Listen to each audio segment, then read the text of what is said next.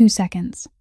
That's all the distance Quinn Beckett had left, before 154 pounds of black Neapolitan Mastiff closed the gap between them on a sunlit street in Ashford Bay.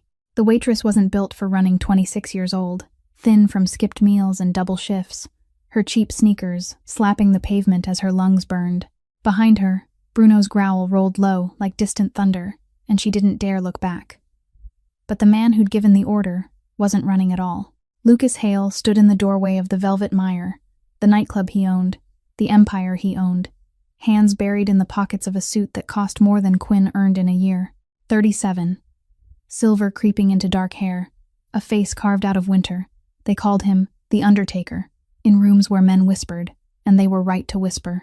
He'd loosed his dog on a girl who'd dared to call him a monster behind his back, and now he watched her flee like it was theater, like her terror was something he'd paid for. He was smiling, and then he wasn't, because as Quinn stumbled, something tore loose from the collar of her shirt and spun into the daylight a small silver pendant, a folded paper crane, catching the sun as it hit the concrete. Lucas Hale stopped breathing. He'd seen that crane before, years ago, bleeding out on a hospital stoop with a bullet in his side and no one left who'd claim him. A nurse with kind eyes had pressed that exact charm into his hand and told him to hold on. She'd saved a life that no one thought was worth saving, and the girl running from his dog right now had her face.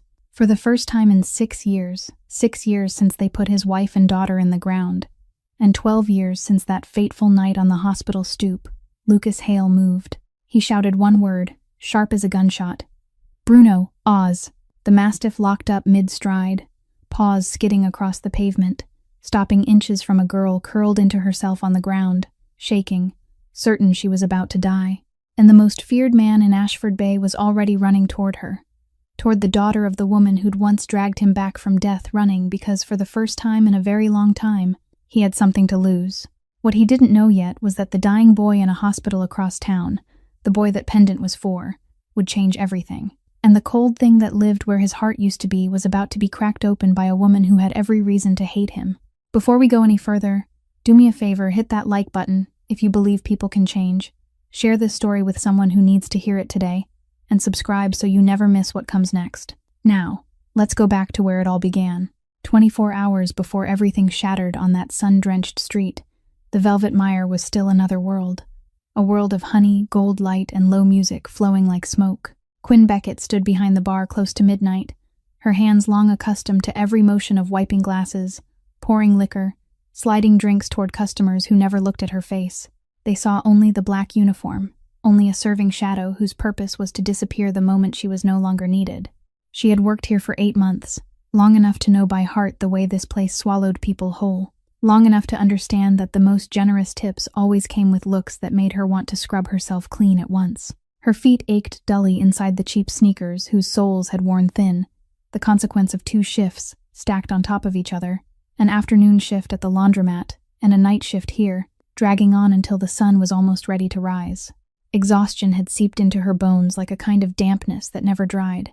While her hands kept lining glasses on the rack, Quinn's mind counted over the number she was terrified to think about, $4,200. That was what she still owed to the lender Doyle, the broker, had introduced her to, a man named Reyes with a cold smile and debt reminders that grew shorter and sharper by the day. Each week, that number swelled a little more because of interest, like a wound that refused to heal. She hadn't borrowed it to spend on herself, but to pay for Wyatt's 3rd round of dialysis, her 19-year-old brother, who was lying in a hospital room a 15-minute drive away, with 2 kidneys dying a little more each day. When the clock showed just before 1 o'clock, as the bar thinned out, Quinn slipped into the storage corner behind her, where the smell of liquor and disinfectant braided together, then pulled out her phone and made a call. The bell rang 3 times before Wyatt's voice came through, hoarse and thin, yet still trying to sound cheerful in the way only younger brothers do, so their older sisters will worry less. He said today was all right, said the night nurse was kind, said she shouldn't work too late. Quinn leaned her back against the cold steel shelf, closed her eyes, listened to her brother's broken breathing over the line, and tried to keep her own voice perfectly normal. She asked whether he had eaten anything, asked how his numbers were today, asked the questions they both knew would never lead to good news. The kidney transplant waiting list was still long as a road with no end in sight, and every night that passed was another night she wasn't sure how much time she had left. Before hanging up, Wyatt said he loved her, and Quinn had to draw in a deep breath before she could answer without her voice breaking apart. When the phone screen went dark, she stood still in the storage room's shadows for a few more seconds, and her hand rose on its own to her throat, searching for the silver necklace hidden beneath her collar. Her fingertips touched the small silver paper crane, the only thing left from her mother, the woman who had folded a real paper crane for her when she was a little girl and taught her that every crane was a wish kept safe. Her mother, a nurse who had spent her whole life saving people the world believed weren't worth saving, had been gone for a long time. But whenever fear rose up and lodged itself across Quinn's throat, Quinn still touched that crane as though her mother's hand were still there, still warm. She whispered something too softly for anyone to hear, a plea sent into the empty air, then tucked the necklace back beneath her shirt, drew a breath, and stepped out into the yellow light. The bar grew crowded again, laughter and clinking glasses echoing around her, and Quinn became once more the silent black shadow pouring drinks for people who would never remember her face. She didn't know that in less than a day, that face, and the silver crane hidden beneath her collar, would change everything. That night, all she knew was that she was tired, she was in debt, and the little brother she loved more than her own life was waiting for a miracle she didn't know how to find. Close to 2 o'clock in the morning, when the last customers had finally staggered out, and the Velvet Mire was left with only the low murmur of background music and lights dimmed into a tired shade of yellow, Quinn began cleaning the bar the way she did every night. She didn't hear Frank Doyle's footsteps until he was already standing close behind her, so close she could feel his whiskey-soaked breath spilling against the back of her neck. Frank was the floor manager, a man in his 40s, with a swollen belly hidden beneath an expensive suit jacket, and a habit of treating every female employee as if she were property attached to the lease. He put one hand on Quinn's hip, the touch sliding lower than any accident could excuse, and said in a syrupy voice that she worked too hard, that a pretty girl like her shouldn't have to wear herself out like this, that he could arrange a few easier shifts for her if she knew how to make him happy. Quinn went rigid for 1 second, then spun around and knocked his hand off her body hard with her elbow. She didn't scream. She didn't beg. She only looked straight into his eyes with a calmness that made the smile on Frank's face falter. She told him to keep his hands to himself, that she came here to pour drinks, not to sell anything else, and that if he touched her again, she wouldn't stay silent the way the girls before her had stayed silent. Frank's face flushed red, his wounded pride turning his voice from caressing to threatening in a single breath. He reminded her who he was, reminded her who this place belonged to, told her that one word from him to the higher-ups and she would lose her job, along with the meager tips she was clinging to in order to survive. He said the owner's name like a curse, as though the mere mention of Lucas Hale should be enough to bring her to her knees. But Quinn was too tired, too worn down, too full of nights spent watching her little brother grow thinner in a hospital bed, to know how to fear a man like Frank anymore. The words burst out of her when she should have swallowed them, her voice low, but each word sharp as broken glass. She said this place, and that owner he worshipped, was nothing more than a man who bought people the way he bought furniture, paid to own them, then threw them away once he was bored, a heartless monster hidden behind expensive suits, and a reputation that made the whole city bow its head. She said Lucas Hale might be able to buy the fear of everyone in that room, but he couldn't buy respect, because people don't respect what they only fear. The moment the words left her mouth, Quinn knew she had gone too far. But she didn't take them back, didn't lower her head, only tightened her grip around the cleaning towel in her hand, and stood with her back straight. In that moment, she didn't realize what Frank had realized, that behind her, in the shadowed corner near the exit to the VIP area, a figure was standing silently in the dark, and that not every sentence spoken inside the Velvet Mire vanished into the music. Frank didn't answer right away. A slow, poisonous smile pulled at the corner of his mouth, the smile of a man who had just picked up a card he knew he could play beautifully. He stepped back, adjusted his collar, then said softly that she had just made a mistake she was going to regret, that some words shouldn't be spoken in the monster's own house. Quinn didn't understand the full weight of that sentence. She only thought he was threatening her the way every rejected man threatened when his pride had been bruised. She turned away and went on lining up the glasses, leaving anger and fear to fight inside her chest, and her hand rose on its own again to her throat, searching for the silver crane hidden beneath her shirt. She didn't know that Frank had printed every word she had just said into his memory, not so he could forget them, but so he could carry them to the only person capable of turning those words into a sentence. That night, Quinn went home with her legs nearly giving out beneath her and a vague sense that something had shifted, that a spark had caught, though she couldn't yet know what it would burn down. The top floor of the Velvet Mire was a world very few people were allowed to enter. A row of sealed rooms with dark wood-paneled walls, bulletproof glass overlooking the docks of Ashford Bay, and the expensive silence of real power. Lucas Hale sat behind a walnut desk, an untouched glass of liquor beside him, his eyes fixed on a financial report on the screen that he wasn't truly reading. For 6 years, he had lived like that, working late into the night not because it was necessary, but because the empty penthouse above was more frightening than any column of numbers. Theodore Voss, the man everyone called Teddy, stood by the window with the posture of someone who was used to standing beside his boss without needing to be invited to sit. Teddy was 34 years old, neat, quiet, Lucas's right hand for 7 years, the only person besides the dog whom Lucas trusted almost completely. Something tonight seemed to make Teddy restless. He kept checking his phone, then turning it face down again, his finger tapping lightly against the window frame in a rhythm he didn't even realize. And when Lucas looked up and asked what was wrong, Teddy only shook his head and said it was nothing, an answer that came too quickly. Lucas didn't press further, but he remembered it, because a man who survived long in his world was a man who never truly let anything pass. The door opened, and Renata Hale walked in without knocking, the privilege of the woman who had raised Lucas from the time he was an unwanted street child. 60 years old, straight-backed, her silver hair neatly pinned in a bun. She was the only voice Lucas still listened to.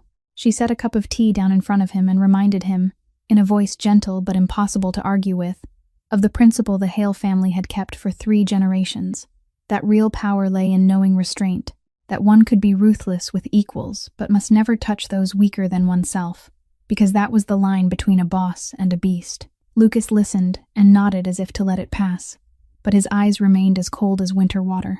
After Renata left, Frank Doyle was summoned upstairs. He came in with a manner that was half cringing and half poorly hidden satisfaction, then began pouring his story into Lucas's ear, a version bent so far out of shape it was no longer recognizable. According to Frank, the bar server named Quinn Beckett had stood in the middle of the floor, in front of the customers, openly called Lucas a monster, spat on the Hale name as if spitting on a piece of trash, and stirred up the other employees to look down on their boss. Frank didn't mention the hand he had put on her body, didn't mention his threat to have her fired, only deepened the insult, only embroidered the story until it became a public humiliation that demanded an answer. Lucas listened without changing expression, his finger slowly turning the silver ring on his right hand. He didn't care about a server girl, not in the slightest. People like that were only passing shadows to him, coming and going like loose change. But reputation was different. In his world, reputation was the weapon that kept blood from being spilled, the reason people paid their debts on time and no one dared to betray him. A monster called a monster to his face, if left unanswered, would soon be seen as a monster whose fangs had grown old. He rose, walked to the glass wall, and looked down at the street, where the lamps cast a cold light upward. Teddy looked at him, and for the first time that night, there was a flicker of hesitation on his right-hand man's face, almost like words wanting to be spoken, and then swallowed back down. Lucas made his decision not in anger, but through cold calculation, which was more terrifying than rage. He wouldn't lay a finger on that girl. He didn't need to. Tomorrow, when she finished her shift and stepped out onto the main street beneath the sunlight, he would teach her, and everyone watching, a lesson about naming the monster inside its own den. He thought of Bruno, the black Neapolitan mastiff weighing 154 pounds, lying still in the darkness at the foot of the stairs, the only loyal creature left in his world, and a thin smile that didn't reach his eyes appeared on that face carved from winter. And so, on the following day under the blazing sun of Ashford Bay, the calculated horror unfolded exactly as Lucas had planned, leaving Quinn curled up on the hot concrete as Bruno's heavy panting filled the sudden silence. Lucas Hale crossed that distance with steps he hadn't even had time to command himself to take, and when he knelt down to pick up the silver crane still turning faintly on the pavement, the hand that never trembled suddenly went rigid. He turned the crane over in his palm, his thumb tracing the delicate folds of it, and found the tiny clasp hidden in the wing. He opened it. Inside was a photograph faded by the years, no larger than a fingernail, and a piece of paper folded into quarters, so thin it almost seemed to dissolve beneath his fingertips. Lucas didn't open that piece of paper. He couldn't, because the face in the photograph had made his heart strike one uneven beat, a beat it hadn't made in 6 years. It was the face of a woman he thought he had buried along with the part of his life he never told anyone about, a woman with eyes so gentle that even memory couldn't dim them. For one instant, Lucas was no longer the boss standing in the middle of Ashford Bay. He was a young man bleeding heavily on the hospital steps, the one the whole world had turned its back on, and the one those hands had pulled back from the edge of death. He lifted his eyes to the girl trembling on the ground, and for the first time, he truly looked at her. Not as a serving shadow, not as a lesson that needed to be taught, but as a question he hadn't yet dared to name. Her face, even twisted by fear and tears, carried something of the woman in the photograph, a resemblance that sent a chill across the back of his neck. Quinn didn't see what was happening inside that man. She saw only the shadow of the one who had released the monster toward her, falling over her body. She saw only his hand reaching out, and in her panic she was certain this was the final moment of her life, that this man would finish what the dog hadn't had time to do. She shrank in on herself, both hands over her head, her mouth stammering as she begged him not to, begged him to let her go back to her brother, her voice breaking into pieces that no longer had any shape. But Lucas's hand didn't tighten. It touched her shoulder, strangely gentle. And when his voice rose, it didn't carry the coldness she had been waiting for, only a low, hoarse command telling her to stand, telling her she was safe now. Teddy stood a few steps away, and in 7 years of following Lucas, this was the first time he had ever seen that winter-carved face crack open, the first time he had seen something living flare in his boss's empty eyes, so fiercely it was almost frightening.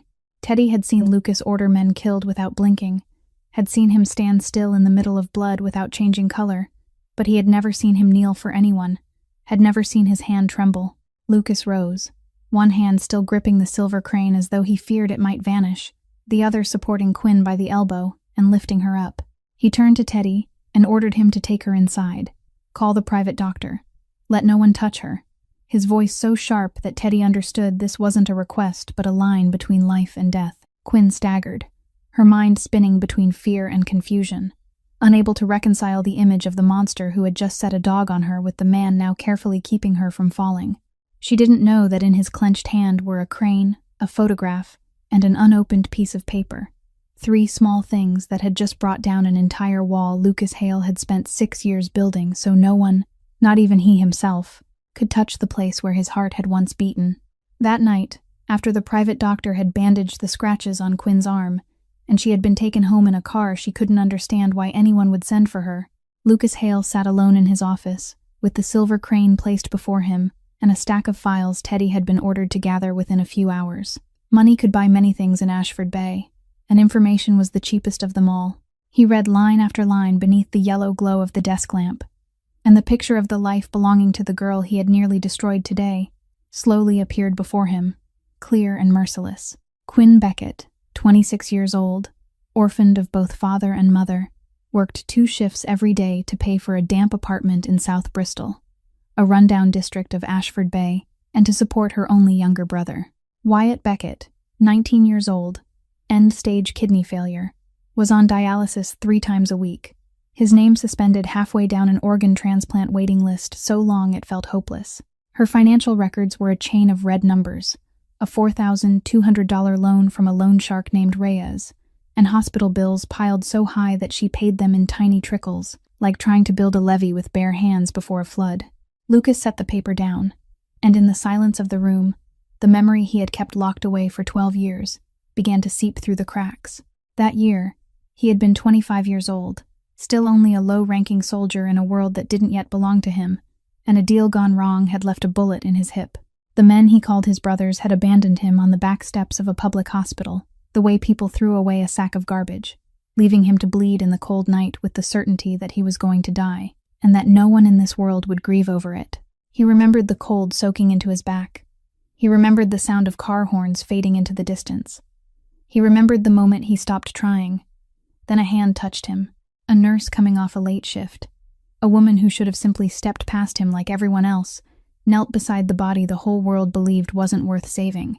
She didn't ask who he was, didn't ask why he had a bullet inside him, didn't call the police so she could wash her hands of him.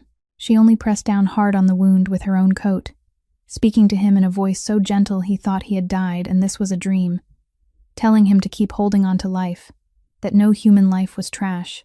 And before they carried him into the emergency room, she placed a small silver crane into his blood-soaked palm and told him it would keep him here. Lucas lived. He had gone looking for her afterward, just once, standing at a distance as he watched her standing with a thin, 14-year-old girl outside the hospital gate, and he had not stepped forward, because he knew the darkness he carried shouldn't touch that kind of light. He had never known her name, until tonight, when that same silver crane fell from the collar of a girl who carried her face. Lucas tightened his hand around the small silver object, and an emotion he had forgotten how to name rose up and lodged itself inside his chest. He told himself this wasn't kindness. He no longer knew what kindness was. He told himself that a man like him always paid his debts, that this was only a debt of grace that needed to be settled so the books could balance, nothing more and nothing less.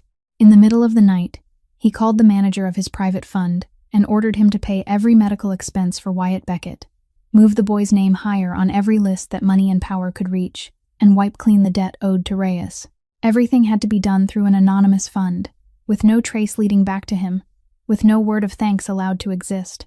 He wasn't doing this to be thanked, he told himself, as he turned off the light. He was only repaying a debt to a dead woman, and that girl would never need to know that the man who had saved her brother was the monster whose true name she had spoken.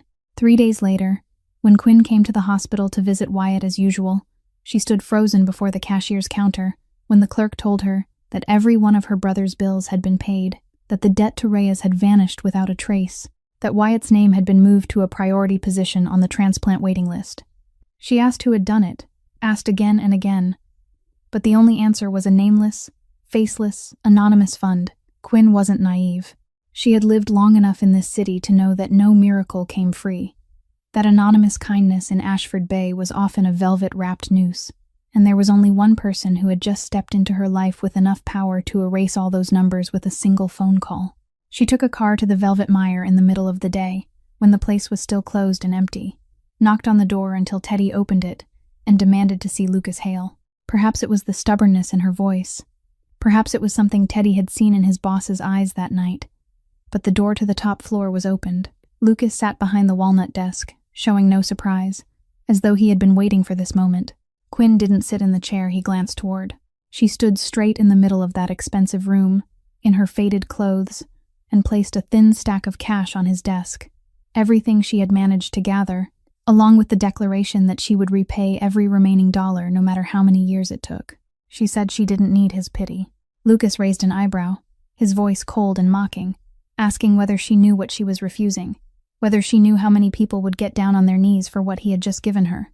Quinn looked straight into his eyes, and that was what made him pause, because in this room, in this entire city, no one dared look directly into Lucas Hale's winter eyes without lowering their own. She said she knew very well. She said kindness bought with the money of a man who set a dog on someone in the middle of the street wasn't kindness at all. It was just another way of owning someone, and she would rather carry debt for the rest of her life than let her brother live on the charity of a man who didn't even see her as human. She told him he might be able to buy Wyatt's life, but he couldn't buy her silence or her gratitude, because she had seen who he truly was on the day he stood there smiling while she ran for her life. Lucas stood, moved around the desk, and came closer to her, a movement that should have made anyone step back. Quinn didn't step back. She lifted her chin and went on, her voice not loud, but every word sinking deep, saying that she saw exactly who he was, a man rich enough to buy an entire city, yet poor enough not to have a single person who dared tell him the truth. A man who had built his walls so high that he had imprisoned himself inside them, and called that loneliness power. She said he surrounded himself with frightened flatterers like Frank Doyle, then wondered why every night ended with him alone. Those words touched a place no one had ever dared touch, and for one moment Lucas couldn't find an answer. The rare silence of a man who always controlled every conversation. He looked at the thin young woman standing before him, the woman who had just returned what the whole world longed for and thrown into his face, the truth no one dared speak, and something inside his chest, the part he thought had died with his wife and child, stirred with a quiet, painful motion. He didn't take back the stack of money. He only said, so softly it was almost to himself, that she knew nothing about him. Quinn picked up the money, put it back in her bag, and before she turned away, she spoke one final sentence, saying, maybe she didn't know, but at least she wasn't afraid to find out, which perhaps meant he was the one who was afraid. Then she walked out, leaving Lucas Hale standing alone in the middle of his room of power, feeling for the first time in many years that the wall he had built had begun to crack. Lucas Hale wasn't used to being refused, and he was even less used to having a refusal cling to him with such stubborn persistence. He couldn't give back the past to the woman who had saved him, but he could pull her daughter into his orbit in a way she couldn't reject, and he did it with the familiar coldness of calculation. He didn't say a word to Quinn. He only ordered Teddy to arrange for her to be moved out of the night shift at the bar, away from Frank Doyle's reach, into a position managing the liquor inventory, with 3 times the pay and decent hours, enough for her to have time beside her brother. Quinn was suspicious, of course, but she needed that job, needed every dollar for the days Wyatt was still in the hospital, and she understood that refusing honest work because of pride was a luxury poor people had no right to own. She took the job, but she kept her distance, and every time she crossed paths with Lucas in the dark wood hallways of the building, she only gave him a cold nod and continued on. Meanwhile, Reyes, the loan shark who had once strangled Quinn with threats, suddenly disappeared from South Bristol. Lucas had ordered the operation to be executed with absolute discretion, ensuring no ripples reached the rest of the underworld. No one knew exactly what had happened. They only knew that one night, several men dressed in dark clothing had knocked on his door, and by the next morning, he had left the city without even having time to take his belongings, leaving a message for his men that from then on, the Beckett name was a name no one was allowed to touch. Lucas didn't tell Quinn this, and she didn't ask, but she understood, in the way people understand things that happen in the dark, without needing anyone to confirm them. That was his power, a kind of violence without display, clean and cold, solving problems without leaving a single drop of blood on his hands. And it made her shiver even as she couldn't deny that. For the first time in many years, she slept through the night without being woken by the ringing of a debt collector's phone call. What Quinn hadn't expected was Bruno, the black Neapolitan Mastiff that had once charged toward her like a nightmare, now appeared in places she didn't expect. Lying outside the liquor store room where she worked, his deep brown eyes following every step she took with a strange patience.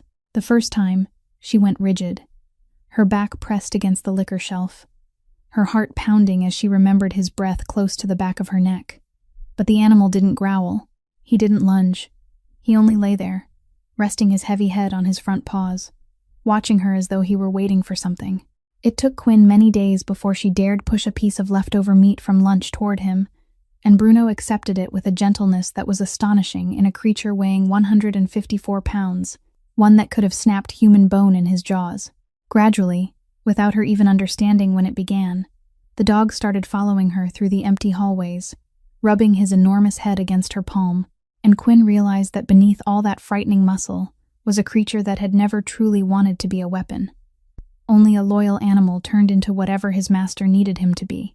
Teddy was the first to remark, in a voice half joking and half serious, that in 7 years he had never seen Bruno let anyone besides Lucas touch him. And once, when Quinn was crouched beside the dog in a corner of the hallway, gently scratching behind his ear, she looked up and caught Lucas standing at the end of the corridor, motionless in the darkness, watching the scene with an expression she couldn't read.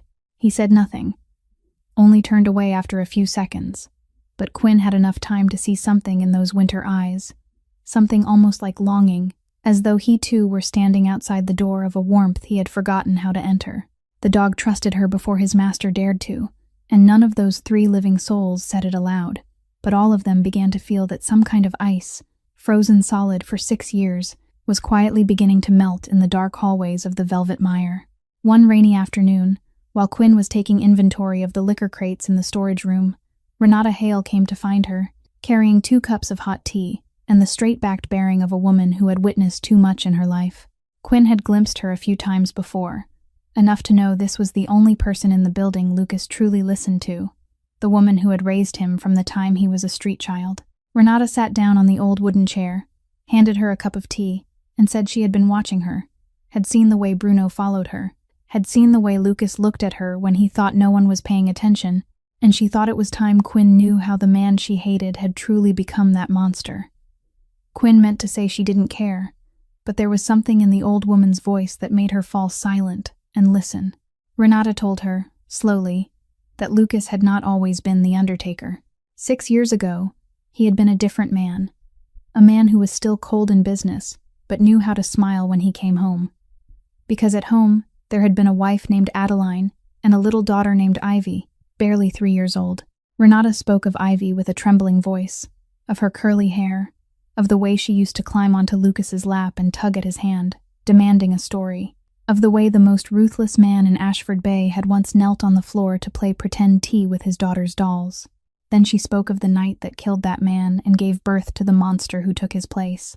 A man named Victor Kane, the boss of a rival crew, a man who had long coveted the Hale family's territory, had not attacked Lucas head-on, but had chosen the most cowardly path. He had sent men to ambush the car carrying Adeline and Ivy on their way home from preschool. Lucas arrived only a few minutes later, soon enough to hold the still warm bodies of his wife and child.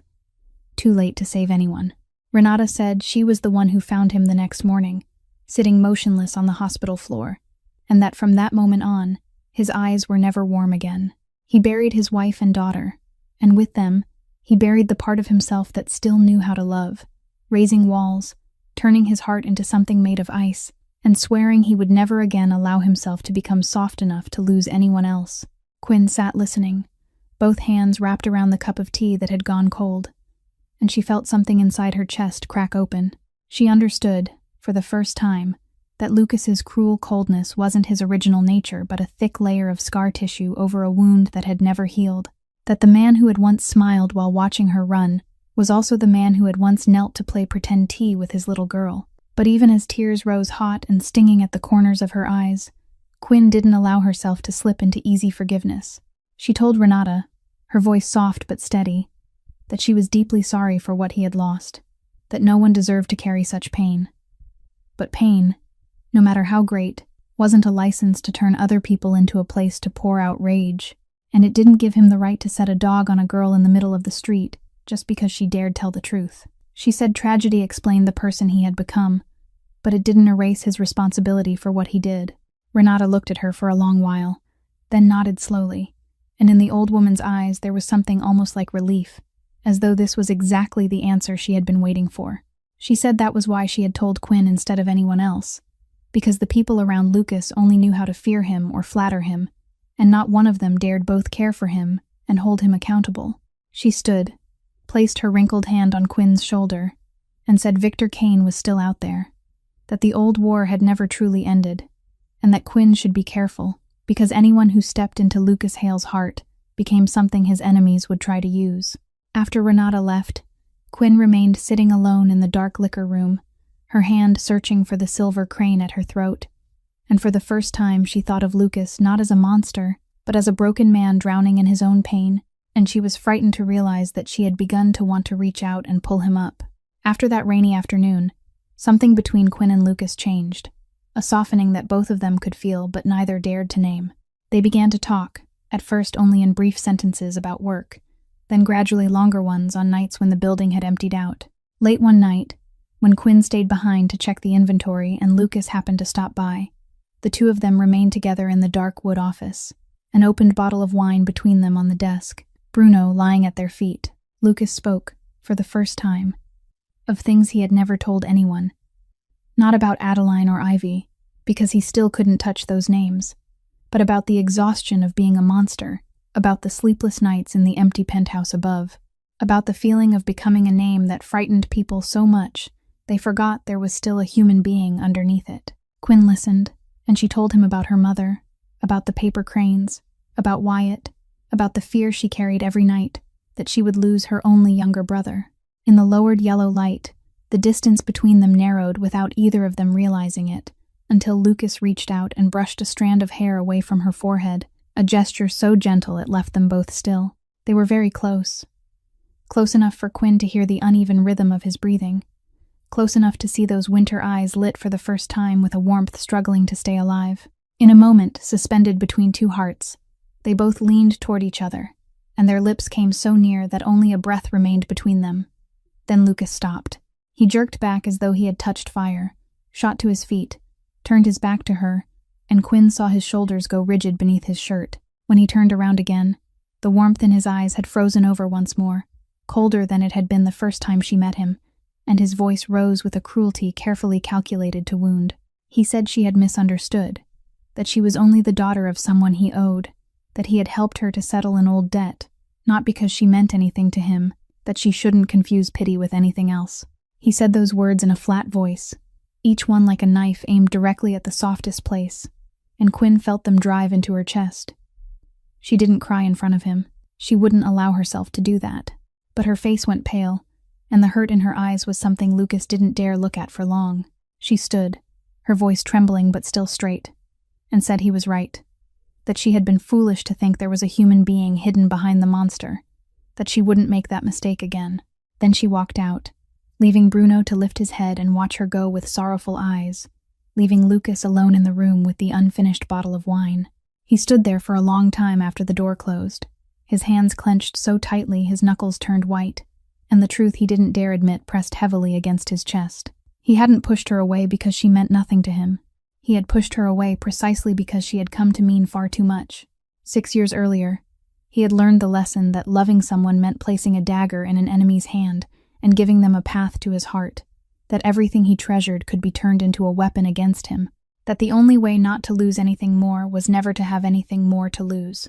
And now, when the heart he had believed dead had begun to beat again because of a thin young woman who dared look straight into his eyes, that fear rose up and drowned him, stronger than desire. He would rather smash with his own hands the fragile thing that had only just begun to bloom than let fate tear it from him once again. He told himself he had done the right thing, that he had protected them both from an unavoidable tragedy. But when he looked down at the silver crane he still kept in his desk drawer, he knew he had just lied, and that lie tasted more bitter than anything he had ever swallowed. More than a week after the night Lucas pushed her away, while Quinn was still keeping a cold distance from him in the hallways of the building, a call from the hospital shook everything. A compatible kidney had just appeared, a rare match that was almost perfect for Wyatt. But that chance was as fragile as morning mist, because there was another patient who also qualified, and the usual review process could drag on long enough for the opportunity to slip away, long enough for Wyatt's 2 dying kidneys to give up. Quinn collapsed right there in the hospital corridor, the phone pressed to her ear, listening as the doctor explained the procedures, the committees, the lists she had no power to influence. She begged, asked whether there was any way to move things faster, and the only answer was the regret-filled silence of an overwhelmed system. In her desperation, Quinn didn't even know whose number she had dialed. She only knew that when Lucas's voice came through on the other end, she told him everything through tears, forgetting that she was angry with him, forgetting the cold wall between them, leaving only a sister pleading with anyone who might be able to save her little brother. Lucas didn't say much. He only told her to stay where she was, then hung up. What happened after that, Quinn was only able to piece together later through scattered fragments. Somehow, within just a few hours, Wyatt's transplant was moved to the highest priority. A leading surgical team was brought in, and every administrative barrier dissolved as if it had never existed. She didn't know whom Lucas had called, what he had promised or threatened in the dark. She only knew that when she ran back to the surgical waiting room, her brother had already been taken into the operation that might save his life. During the long hours of waiting outside the operating room, Quinn sat beside an older nurse who had worked at that hospital for decades. When the nurse saw the silver crane at Quinn's throat, she froze, then asked whether Quinn was Marion Beckett's daughter. Quinn nodded, surprised, and the nurse told her that she had once worked with her mother, that Marion was the kindest nurse she had ever known, a woman who always folded little silver cranes for the most hopeless patients. Then she told Quinn an old story about a night many years earlier, when Marion had saved a young man who had been shot and left on the back steps. A man everyone said they should call the police on and leave alone, but Marion had knelt down and saved him, then placed in his hand a silver crane just like the one Quinn was wearing. Quinn sat frozen as every piece fell into its proper place. The crane Lucas had picked up on the street, the way his breath had stopped when he saw it, the hospital bills that had vanished without a trace, the debt wiped clean, Wyatt's name moved to the top of every list, and now the kidney transplant appearing like a miracle. None of it had been the pity of a monster. It was a debt of grace stretching across 12 years, a man paying back the woman who had saved his life by saving the children she had left behind. When the operation ended, and the doctor came out with the news that Wyatt had passed the critical point and the kidney was working, Quinn broke down crying, but woven through those tears of relief was a new and staggering truth about the man she thought she had understood. She went to find Lucas that very night, while he was standing alone beside the glass wall, looking down over the harbor. She said nothing about the old anger, didn't mention the night he had pushed her away. She only stood before him, her tears not yet dry, and asked why he had never told her that her mother had saved him. Lucas turned back, and this time he raised no wall, because there was nowhere left to hide. He said softly that he owed her mother his whole life, that he didn't deserve Quinn's gratitude, that he had helped Wyatt not to make amends, but because it was the only right thing he still could do in an entire life filled with sin. Quinn stepped toward him, and this time, when the distance between them narrowed, neither of them moved away. She placed her hand on his chest, right over the heart he had believed was dead, and she felt it beating, fast and real, beneath her palm. In that moment, they both knew the wall had fallen, and that from this second on, Lucas Hale once again had something to lose, a truth that was both salvation and danger, and neither of them could yet imagine the price that was coming. While Lucas and Quinn were finding each other in the darkness of the building, another kind of darkness was tightening around them, without anyone knowing. Frank Doyle had never forgotten the night he was humiliated by a bar server, and he could swallow even less the fact that the girl had not only gone unpunished, but had been promoted, protected by the boss, and followed with affection by Lucas's most dangerous dog. The jealousy inside him fermented into hatred, and a man like Frank, who only knew how to kneel before the powerful, did the most cowardly thing men like him always do when they lack the courage to face someone directly.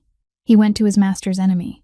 In a dark bar on the other side of the city, Frank sat across from a man whose name alone was enough to make all of Ashford Bay shudder.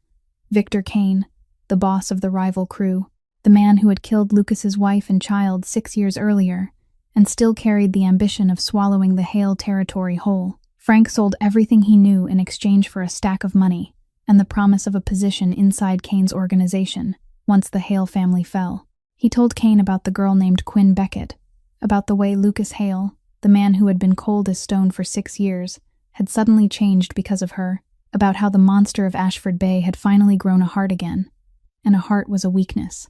Victor Kane listened with the slow smile of a hunting beast that had just caught the scent of blood.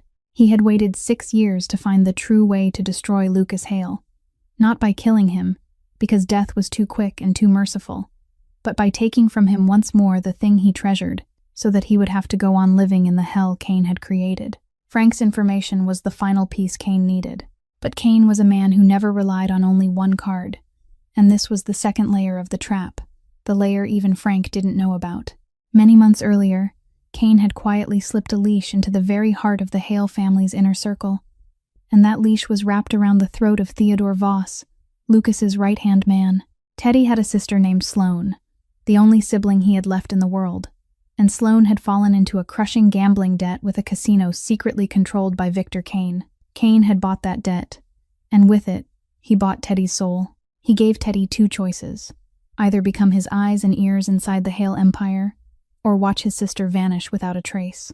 That was why, over these past weeks, Teddy had always seemed restless, always checking his phone and turning it face down, always carrying on his face a kind of tearing conflict. Lucas had briefly noticed, but hadn't yet had time to follow to the end.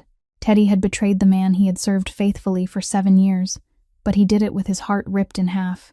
Every piece of information he passed to Kane, feeling like a knife he drove into himself. He had tried to delay, had sent the smallest and least important details he could, had told himself he was only buying time to find a way to save both Sloane and Lucas. But now, with Frank appearing and confirming exactly what Kane had suspected about Quinn, Teddy's role could no longer remain a matter of stalling. Kane summoned him, and in an ice-cold voice, ordered him to provide Quinn Beckett's schedule, the places she went, the times she was alone, every moment when she didn't have Lucas or Bruno beside her. Teddy stood there, his hand clenched around the phone in his pocket, thinking of Sloane's face, thinking of the man who had taken him in, and feeling himself being crushed between 2 people he couldn't save at the same time. Victor Kane arranged every piece into its proper place, patient and merciless, and when he looked at the photograph of Quinn Beckett that Frank had given him, he knew he had finally found the perfect dagger to drive into the newly awakened heart of his lifelong enemy. Inside the Hale family's building, Lucas and Quinn slept peacefully in each other's arms for the first time, unaware that the trap had already been laid, and that the most dangerous traitor was not the contemptible Frank, but the man standing closest to Lucas. Kane didn't need to break into the Hale family's fortress. He only needed to wait for Quinn to step out of it on her own, and he knew exactly what would pull her out. 3 days after Wyatt survived the transplant, he was moved to a recovery unit for observation, and Quinn still visited him every morning before work. A routine Teddy, with a heart heavy as lead, had been forced to report to Kane. That morning, just as Quinn left the Hale building to go to the hospital, her phone rang with an unfamiliar number. The voice on the other end was cold and calm enough to make the skin crawl, introducing itself as one of Victor Kane's people. Then reading back to her details only someone on the inside could know: Wyatt's room number, the name of the nurse on duty, the color of the car she had just stepped out of. The voice told her that if she wanted her brother to keep breathing through the night, she would do exactly as instructed, wouldn't call Lucas, wouldn't warn anyone, and would go by herself to an address in the Old Harbor district within 30 minutes, alone. Any sign of police or Hale people, and an injection would end Wyatt's life right in his hospital bed before Lucas could get there. Quinn stood frozen on the sidewalk, the blood draining from her face. She knew this wasn't an empty threat, because that voice knew too much, knew things that could only have come from the inside. In that horrifying moment, every instinct in her screamed at her to call Lucas, but the image of her younger brother, who had just fought his way back to life, lying helpless in a hospital bed, bound her hands tight. She couldn't gamble with Wyatt's life. She shoved the phone into her pocket, hailed a taxi, and gave the address in the Old Harbor district in a trembling voice, her hand gripping the silver crane at her throat as though clinging to one final prayer. The Old Harbor district was a graveyard of abandoned warehouses, rusted and silent beneath a gray sky. Quinn stepped into the building she had been sent to, and the iron door slammed shut behind her with a chilling echo. Victor Kane stood there in the middle of the wide-open space, a man in his 40s with a polished appearance that hid a kind of cruelty even Lucas had reason to fear. He smiled when he saw her, a smile that never reached his dead eyes, and said she was even prettier than in the photograph, that he understood why the frozen monster had melted for her. He told her not to worry about her brother, that Wyatt would be fine as long as she remained useful, because she wasn't his target. She was only the rope meant to pull the real prey out of its den. In the dark corner behind Kane, Quinn saw a figure tied and slumped in a chair, and when her eyes adjusted to the light, she recognized Frank Doyle, his face bruised, his expensive suit torn to shreds. Kane smirked and explained, almost with pleasure, that Frank had done his part well by selling information, but a man who betrayed one master would betray another, and Victor Kane never kept a dog in his organization once it had bitten the hand that fed it. Frank lifted his head, his desperate, pleading eyes sweeping toward Quinn, stammering that he hadn't thought things would go this far, that he had only wanted her fired, not this, but that late confession no longer meant anything. Kane gave a slight nod to one of his men, and Frank was dragged away through another door, his cries dying behind the wall, a silent end mark for the man who had lit the fuse for everything.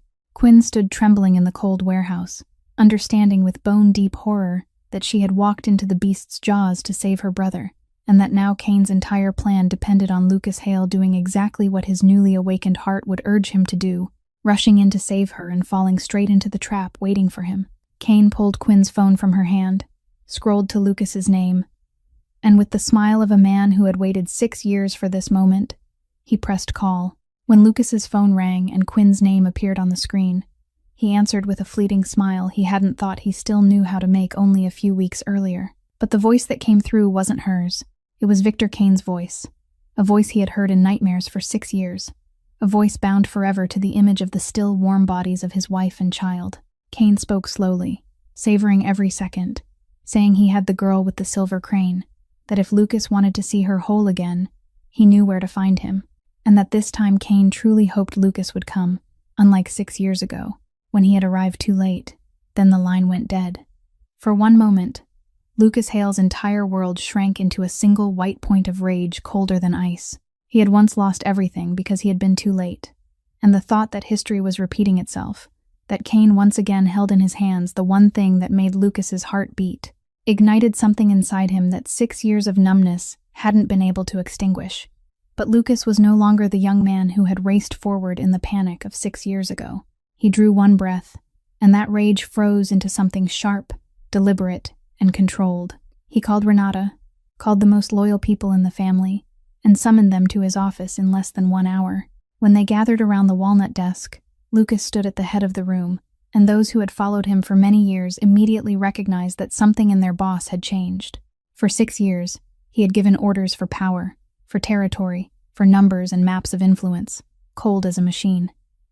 Tonight, for the first time, he was acting for a human being. Renata looked at him and saw the things she had thought had died with Adeline living again in his eyes, and she knew, with a fear mingled with comfort, that the son she had raised had finally come back. Lucas spread the map of the old harbor district across the desk. He knew it was a trap. He wasn't naive. Kane wanted him to come, and Lucas understood that completely, but he also knew that refusing to go meant Quinn's death, and that was a price he would never pay. So he didn't rush in like a blind man. He stepped into the trap with his eyes wide open and a plan of his own. He divided his people into several teams, arranged distant positions to surround the area, calculated the exits and the blind spots around the warehouse. While they discussed the plan, his gaze passed over Teddy, who stood at the edge of the room with a bloodless face and hands that couldn't hide their trembling. A flicker of suspicion flashed through Lucas's mind, that old instinct telling him something was wrong with his right-hand man. But time didn't allow him to follow it to the end, and he was forced to push it aside, a mistake he didn't yet know he was about to pay for. Before leaving, Lucas went downstairs, where Bruno stood waiting as though he had already sensed the coming storm. Lucas knelt before the dog, placed a hand on his enormous head, and looked into those deep brown eyes. This animal had once been used by him as a weapon, trained to sow fear, and it had been Bruno who chased Quinn down the street on that fateful day. But Bruno was also the first living creature to learn how to love her, had lain guard outside her door, had pressed his head into her palm.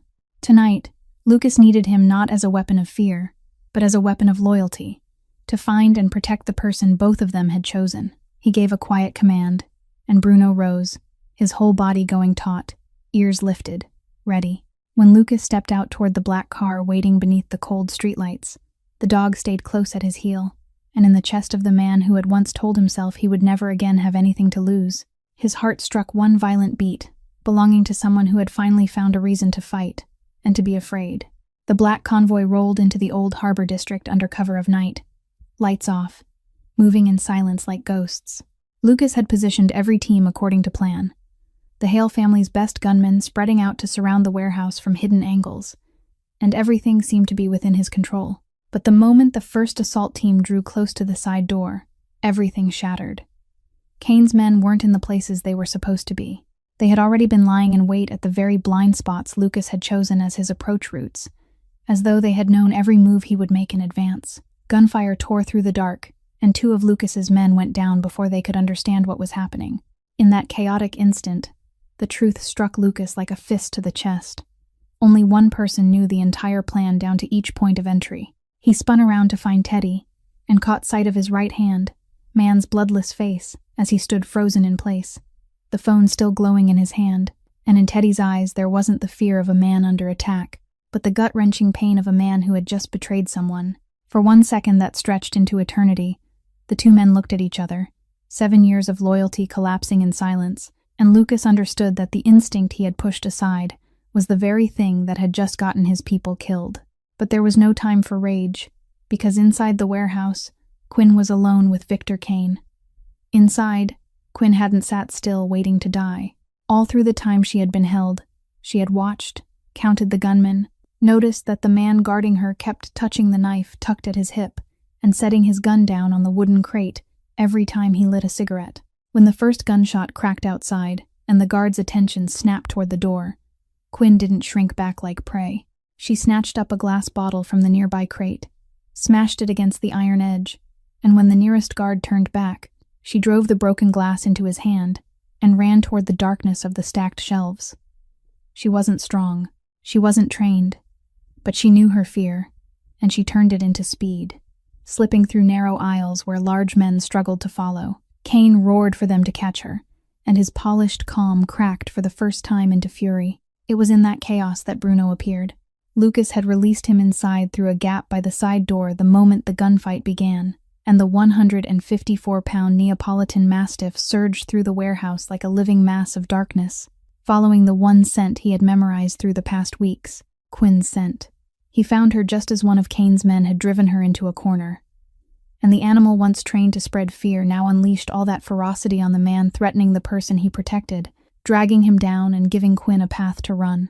She called the dog's name through a sob, one hand clutching his thick fur, and for the first time since stepping into the warehouse, she was no longer alone. Bruno guided her along the wall, away from the line of fire, toward the gap he had crawled through. Outside, Lucas fought to break through Cain's defenses, with half his plan already in ruins, and loyal men falling around him, his heart torn between fury at Teddy and terror for Quinn. He saw Bruno's shape appear at the gap, saw Quinn's hair behind him, and a fierce spark of hope flared inside his chest. But at the same time, Victor Cain also saw his prey slipping out of his hands, and he raised his gun, aiming straight at the girl running toward freedom. Teddy, standing between the line of betrayal and conscience, saw Cain's barrel tracking Quinn. And in that moment, the choice he had been running from for weeks finally cornered him, leaving him nowhere else to turn.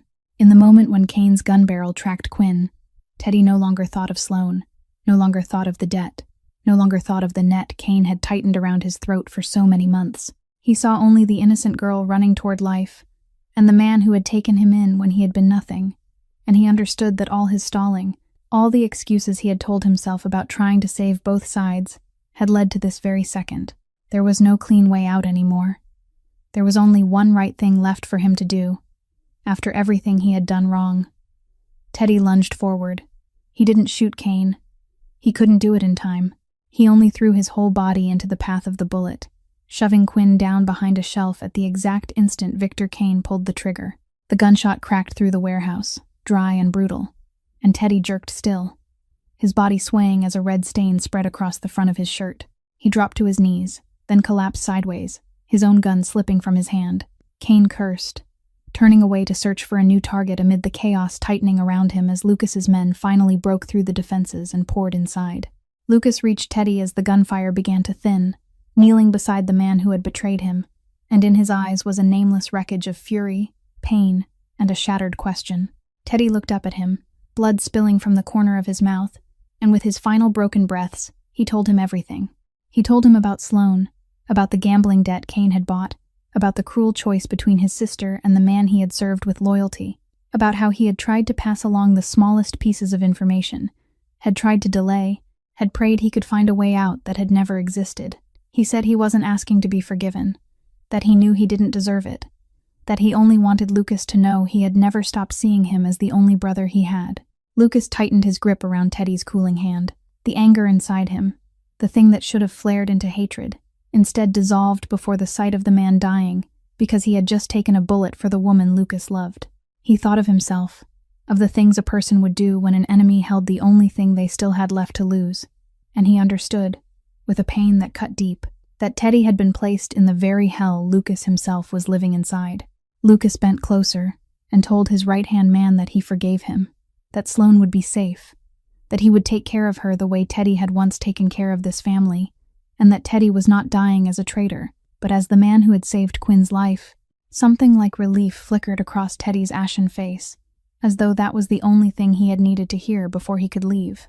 He whispered a thank you too soft to be heard clearly, his eyes searching toward Quinn, who was crawling closer through tears, and he tried to lift a weak smile, as if to tell her she was safe now, that it was enough. Then his hand went slack in Lucas's grasp, his last breath, leaving him like a sigh that had finally laid down its burden, and Theodore Voss died in the cold warehouse, not as the pawn Victor Cain had used, but as a man who had reclaimed his soul in his final moment. Quinn held Bruno as the dog whimpered beside the body, her tears falling beyond her control, and Lucas remained kneeling, motionless, his hand still clasping the hand of the brother he had lost, allowing grief to touch him for the first time in 6 years, without turning it into ice.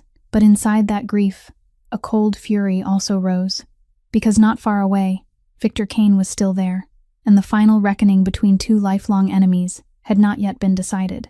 The gunfight had died down, Cain's men either fallen or fleeing, and when the gun smoke settled, Victor Cain found himself driven into the far corner of the warehouse, his small empire for the night collapsing around him. Lucas walked toward him, each step slow, the gun hanging at his side, but his entire body was a sentence already passed. Cain was out of bullets, or nearly so, and for the first time in many years, The man who had spread terror across Ashford Bay tasted the flavor of fear. He backed away until his spine struck the wall. And then, like a cornered animal, he laughed, a mad laugh, and began tearing open the old wound again. He spoke of Adeline, of Ivy, of that night 6 years ago, describing it with poisonous words chosen to cut as deeply as possible into Lucas, savoring every tremor that passed across his enemy's face. He wanted Lucas to kill him in a frenzy of rage, because even in defeat, Victor Kane still wanted to steal the final thing, wanted to turn Lucas back into the monster he himself had created, wanted to prove that beneath that newly awakened surface, Lucas was still no different from him. Lucas raised the gun, pressed the barrel to Kane's forehead, and his finger tightened around the trigger. 6 years of hatred gathered into this one moment. 6 years of sleepless nights. 6 years of carrying the image of his wife's and child's bodies inside him. Every cell in him screamed for him to pull the trigger, to end it, to make a blood debt answerable only by blood. It was then that Quinn's voice rose behind him. Not a scream, but a plea hoarse with tears, calling his name. She stepped forward and stood beside him, not placing herself between him and Kane to protect him, because she had no mercy at all for the man who had murdered innocents and had just taken Teddy from them. She placed her hand on Lucas's trembling arm and told him that Kane wasn't worth losing himself over one more time. She said that if he pulled the trigger, he would give Kane exactly what he wanted, would let him drag Lucas back into the frozen grave he had only just escaped, and that she wasn't begging for Kane's life, she was begging for Lucas's soul, for the man her mother had saved, for the man she had seen kneel beside his dog and listen as she spoke of paper cranes. She told him Teddy had died so she could live, and if Lucas killed Kane in hatred, that death would only place one more body on his hands, not bring him the peace he had been longing for. Lucas stood motionless, the gun barrel still pressed to his enemy's forehead, and inside him raged the fiercest struggle of his life, between the monster tragedy had forged and the man love had just called awake. His breathing was heavy, his hand trembling, and then, slowly, he lowered the gun. Kane let out a sneering laugh and hissed that Lucas was a coward, that he didn't have the nerve, but Lucas only looked at him with eyes that were no longer ice cold, but filled with a quiet contempt, and said that giving him a bullet would be too merciful, that he would have to live a long time in a prison cell, stripped of power, stripped of his name, forgotten, and that was the hell he deserved. Just then, sirens wailed, and blue and red lights swept across the warehouse's broken windows. Sergeant Holloway, the honest police officer who had pursued both Kane and the Hale family for many years, walked in with her team. Lucas had called her on his way there, and with that call came the entire file, the evidence, the financial networks, and the crimes of Victor Kane that the Hale family had quietly gathered for 6 years. Holloway looked at Lucas for a long while, understanding that this man wasn't clean either, but tonight he had given her what she needed to end Victor Kane under the law. She cuffed Kane, who was still screaming curses, and led him outside, stripping him of the power and freedom he had used to destroy so many lives. Lucas turned to Quinn, let the gun fall to the floor, and for the first time in 6 years, he felt not the emptiness of revenge, but something close to peace, fragile yet real, beginning to glow inside his chest. In the back room, Holloway's team located a battered, semi-conscious Frank Doyle. He was hauled out in stretchers, alive but facing a long prison sentence alongside his new master for his role in the conspiracy. The weeks after that night in the Old Harbor District passed slowly, like a great wound learning how to heal. One evening, when Quinn came to Lucas's penthouse, he handed her the silver crane he had kept ever since the day it fell onto the street. He said it was time to return it to its owner, but there was something inside it he had never dared to open. The piece of paper folded into quarters that he had seen on that first night, but had not had the courage to read. Quinn sat down, opened the tiny clasp hidden in the crane's wing, and took out the paper that had yellowed with the years. It was her mother Marion's handwriting, a small note she had written and hidden inside the crane long ago, perhaps never imagining there would come a day when it would be read. Quinn read it aloud, her voice trembling in the quiet room. Her mother had written that she had spent her life beside people, standing on the line between life and death, and that she had learned one thing she wanted to pass on to her daughter, that no one was born evil, only wounded so deeply that they forgot they had once been kind, that kindness given to someone the whole world had rejected was the only thing powerful enough to pull them back into being human, and that every crane she folded was a reminder that even in the darkest night, one hand reaching out could still save a soul. When Quinn finished reading, they both fell silent, because neither of them needed to say aloud what the paper had already said for them. Marion had never known who the wounded young man she saved all those years ago would become, had never known that the crane she placed in his hand would one day come back to save her own son many years later, had never known that the words she wrote would close a circle she had unknowingly opened. But her lesson had become true inside this very room, where a man who had once been a monster was being pulled back into being human by the very kindness she had believed in. Lucas held the note in his hand, and for the first time since the day he buried his wife and child, he let his tears fall, not tears of hatred, but of something that had finally been loosened inside him. Wyatt recovered better than anyone had expected, the new kidney working steadily, and with each passing day, color returned to the face of the teenage boy who had once been as thin as a leaf. He didn't know everything that had happened on the night his sister had nearly lost her life, but he knew the man named Lucas had saved them both in more ways than he could count. As for Lucas, he didn't become a saint, and he didn't pretend that he could. He faced Sergeant Holloway not as a man running from the law, but as a man choosing to take responsibility for what he had done. He surrendered the parts of his empire he could surrender, cooperated with the investigation, and accepted that the road toward atonement would be long and would have its cost. Perhaps even years he would have to pay to the law.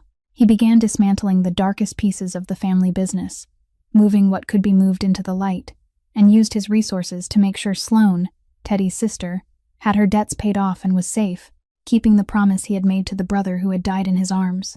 Renata watched the son she had raised walk the rough road of redemption, and in her eyes there was a deep comfort, because she knew a man who took responsibility for his sins was far closer to salvation than a man who pretended he was innocent. One afternoon, Quinn brought the silver crane to a jeweler and asked him to repair the tiny clasp that had loosened and reconnect the chain that had broken on that fateful day. When she put it back around her neck, she felt its familiar weight pressing against her chest. No longer only a keepsake from a mother who was gone, but now a witness to a truth her mother had written and left behind, that kindness, no matter how small, could travel farther than anyone dared imagine. Many months later, on a spring morning flooded with honey-gold sunlight pouring over the small garden behind the new house that Quinn and Wyatt now called home, a place far away from the dark streets and the exhausting night shifts of the past, Quinn stood in the sunshine, no longer the thin server who always lowered her head and turned herself into a shadow just to survive, no longer forced to run from anything or anyone. She stood straight, her face peaceful, the repaired silver crane shining at her collar, a silent witness to everything she had endured. Wyatt sat nearby beneath the shade of a tree, healthy and radiant in a way she hadn't dared dream of many months before, talking and laughing about his plans for the fall, about going back to school, about a future that not long ago had seemed closed forever. Bruno lay at Quinn's and Lucas's feet, his enormous head resting on his front paws, his brown eyes half closed in the sun. The creature once turned into a weapon of fear now returned to his true nature, a loyal guardian for the people he loved. Lucas stood beside Quinn, and the man once known throughout Ashford Bay as the Undertaker now carried himself differently, still quiet, still bearing scars that would never fade, but those winter eyes were no longer frozen shut. He was walking the long and uneven road of atonement, facing the cost of his old years with responsibility, not running from it, and that honesty was the very thing that made Quinn believe people truly could change. He looked at her in the early sunlight, and softly repeated the phrase he had used to belittle her on the first day. Little server. But this time, it carried an entirely different meaning, no longer the contempt of a boss toward a shadow, but the deepest gratitude of a man toward the girl who had taught him that a heart he believed dead could beat again, that the little server he had once meant to teach a lesson had turned out to be the one who saved him. Quinn smiled, raised her hand to touch the crane at her throat, and in that moment she felt her mother very near, the woman who had planted a seed of kindness many years earlier, without ever knowing what it would one day become. Their story closed not with a perfect miracle, but with a simple and profound truth, that every person deserves to be seen as a human being, that respect and kindness given to someone the world has rejected may be the only light strong enough to pull them out of the dark, and that no one, no matter how lost, is beyond returning. Dear viewers, if the story you have just heard has touched your heart, please press the like button, share this video with those you think need to hear it, and subscribe to our channel so we can continue bringing you many meaningful and compelling stories every day. We would truly love to know how you feel about this story, whether it has reminded you of something from your own life, of a time when someone treated you with kindness in your hardest moment, or a time when you yourself reached out to someone who seemed to have no one left beside them. Please leave a few lines in the comments so that we and everyone here can listen to the sincere feelings from deep within your heart. Because sometimes, one small kind word or one act of respect given to another person can change an entire life, just as a silver crane and a compassionate nurse did in today's story. Thank you for spending your time listening all the way to these final moments. We sincerely wish everyone watching this video abundant health, a joyful life, peace of mind, and quiet happiness in each day that passes. Goodbye, and we look forward to seeing you again in the next stories.